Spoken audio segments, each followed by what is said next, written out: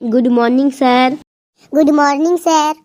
Thank you বসে পড় সবাই। আজ আমি তোদের জিওগ্রাফি মানে ভূগোলের ক্লাস নেব। এই লেবু, তুই দাঁড়া, তুই বল সোনা কোথায় পাওয়া যায়?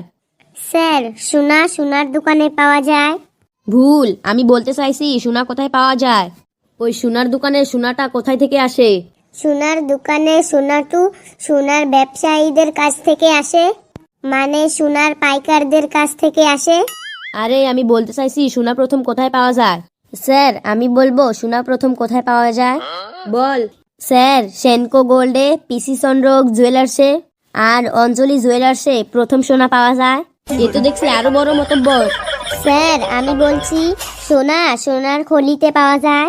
পৃথিবীর সব থেকে বড় সোনার খনির নাম উত্তর আমেরিকার নেবেদা। একদম ঠিক বলেছিস শাবলু, তুই বস আর ঘেটু আর লেবু দাঁড়িয়ে থাক। স্যার আমিও তো ঠিক বলেছি, সোনার দোকানেও তো পাওয়া যায় বটে। সোনা প্রথমে সোনার দোকানে পাওয়া যায়? তাহলে এরপর আমি যদি বলি চা কোথায় পাওয়া যায়, তুই বলবি চায়ের দোকানে। যদি বলি ডিম কোথায় পাওয়া যায়, তুই বলবি ডিমের দোকানে।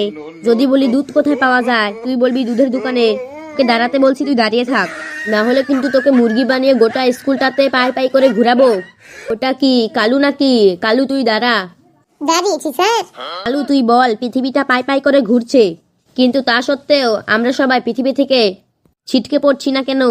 স্যার আমাদের সবার পায়ের নিচে চুম্বক লাগানো আছে, তাই আমাদের পা গুলো সব পৃথিবীর সাথে একদম চিপকে আছে, তাই আমরা কেউ ছিটকে পড়ছি না। কোথায় আমাদের পায়ের নিচে চুম্বক লাগানো আছে তুই দেখা। স্যার চুম্বকটা আমাদের পায়ের ভিতরে একদম চামড়া নিচে সেট করা আছে, উপরওয়ালা একদম সেট করে দিয়েছে, আপনি দেখতে পাবেন না। একদম ভুল অ্যান্সার পেচ্ছি। তুই বল, পৃথিবীটা পাই করে ঘুরছে, তা সত্ত্বেও আমরা ছিটকে পড়ছি না কেন? স্যার পৃথিবীটাও ঘুরছে, পৃথিবীর তালে তাল মিলিয়ে আমরাও ঘুরছি। খুব সুন্দর একটা ড্রাইভার পৃথিবীটা চালাচ্ছে, কখনো ব্রেক মারছে না, তাই আমরা ছিটকে পড়ছি না। যদি ঘুরতে ঘুরতে পৃথিবীর ড্রাইভার একবার ব্রেক মারে, তাহলে আমরা ছিটকে মিটকে এপার ওপার হয়ে যাব। দেখেছো, আমি প্রশ্ন করেছি পৃথিবীটা পাই করে ঘুরছে আর আমরা পৃথিবী থেকে ছিটকে পড়ছি না কেন।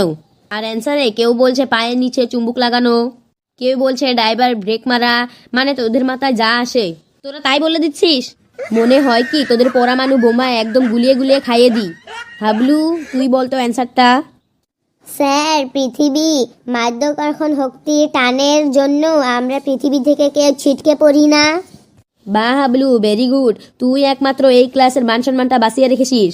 তুই বাড়ি যাওয়ার সময় আমার কাছ থেকে একটা বাবুল গাম নিয়ে যাস। কি রে ফেলু, তুই চুপচাপ ঘাপটি মেরে বসে আসিস কেন? তুই দাঁড়া। বলুন স্যার, আপনার কি সেবা করতে পারি? আমাকে কোনো সেবা করতে হবে না, তোকে আমি ভূগোল থেকে একটা 10 নম্বরের কোশ্চেন ধরি। কোশ্চেনটা খুবই ইম্পর্টেন্ট, 1956 সাল থেকে পরীক্ষায় লাগাতার চলে আসছে। এত ইম্পর্টেন্ট কোশ্চেন স্যার, দেরি না করে তাড়াতাড়ি ধরুন স্যার। নে, তুই সুন্দরবনের প্রাকৃতিক বৈশিষ্ট্যগুলো বর্ণনা কর, কিন্তু মনে রাখিস উল্টাপাল্টা কিছু বলবি না কিন্তু। স্যার সুন্দরবনের প্রাকৃতিক বৈশিষ্ট্য বলছি স্যার। স্যার সুন্দরবন হলো পশ্চিমবঙ্গ ও বাংলাদেশের একদম দক্ষিণে অবস্থিত এক গভীর বনভূমি। এই বনভূমিতে প্রচুর সুন্দর গাছ আছে, তাই এর নাম রাখা হয়েছে সুন্দরবন। এই সুন্দরবনে নানা প্রজাতির প্রাণী বসবাস করে, যেমন জলে থাকে কুমির আর ডাঙায় থাকে বাঘ, হাতি, গন্ডার, হরিণের সাথে সাথে সুন্দরবনের শিয়ালও দেখতে পাওয়া যায়।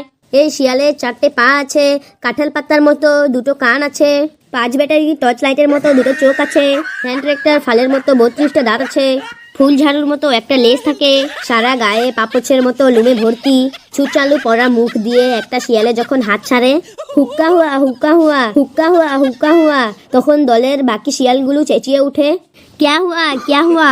স্যার কেমন লাগলো সুন্দরবনের প্রাকৃতিক বৈশিষ্ট্যগুলি? তোকে আমি বললাম সুন্দরবন সম্পর্কে বলতে, আর তুই শিয়াল সম্পর্কে বলে দিলি কেন? স্যার সুন্দরবনে তো শিয়াল থাকে।